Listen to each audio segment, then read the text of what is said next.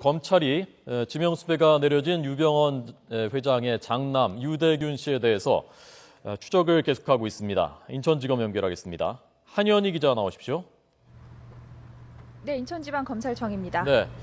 자, 우선 현장에서 어떻게 보고 있는지 한번 여쭤보겠습니다. 유병언 회장이 내일 출석할 것으로 보고 있습니까? 네, 기독교 복음 침례에서 검찰 수사에 대한 공식 입장을 밝혔지만 유병언 회장은 아직 검찰의 소환 통보에 별다른 입장 보이지 않고 있습니다. 보통 정재계 유력 인사들은 검찰 소환 통보 전에 소환 일정을 조율하고 또 통보 뒤에는 출석과 관련된 입장을 밝히는 경우가 많습니다. 하지만 유 회장의 경우는 상황이 조금 다른 건데요. 검찰은 유 회장에 대해 내일 오전 10시까지 검찰에 나와서 조사를 받으라고 통보했습니다. 하지만 유 회장은 아직 소환과 관련한 입장을 전해오지 않고 있어서 검찰에 출석할지는 아직 불투명한 상황입니다.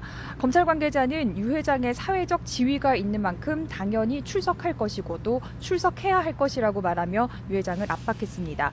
그러면서 현재로서는 금수원에 강제 진입하는 방안은 고려하지 않고 있다고 강조했습니다. 앞서 보신 것처럼 구원파 신도들의 거센 반발이 이어지자 자칫 종교 탄압 논란으로 번지는 상황을 우려한 것으로 보입니다.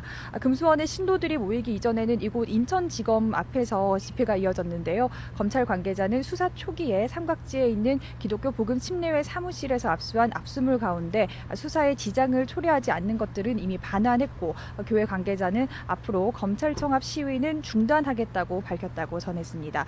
또 불필요한 충돌이나 불상사를 방지하기 위해 노력하는 모습을 이해해달라고도 덧붙였습니다. 하지만 유 회장 역시 소환을 거부할 경우 체포영장을 청구할 가능성이 높은 데다 유 회장이 머물고 있는 곳으로 추정되는 금수원에 대한 강제 진입은 불가피할 것으로 보입니다. 네. 자, 장남 유대균 씨 소재는 파악됐습니까? 네, 대균 씨에 대해 전국에 지명 수배를 내린 검찰은 아직 대균 씨의 소재를 정확히 파악하고 있지 못하고 있습니다.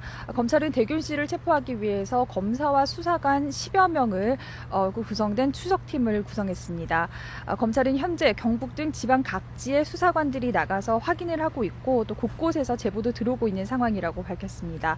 또 경찰청에 대균 씨를 검거하는 경찰관에게 1계급 특징과 포상을 실시하는 등 총력을 다해달라고 요청한 상황이라고 말했습니다. 현재 대균 씨는 체포영장이 없더라도 발견 즉시 체포할 수 있는 A급 수배령이 전국에 내려진 상태입니다. 또 밀항할 우려도 제기돼서 인천과 평택 등 주요 항구를 중심으로 밀항 루트를 면밀히 점검하고 있습니다. 특히 유 회장 일가가 청해진 해운을 소유하고 있는 만큼 밀항이 단순한 우려가 아닐 수 있다는 지적도 나오고 있습니다. 네. 다른 자녀들 또 측근들 수사는 어떻게 되고 있습니까? 네, 검찰은 해외에 체류하면서 소환에 응하지 않고 있는 유병언 일가의 자녀와도 측근들에 대한 추적도 이어가고 있습니다.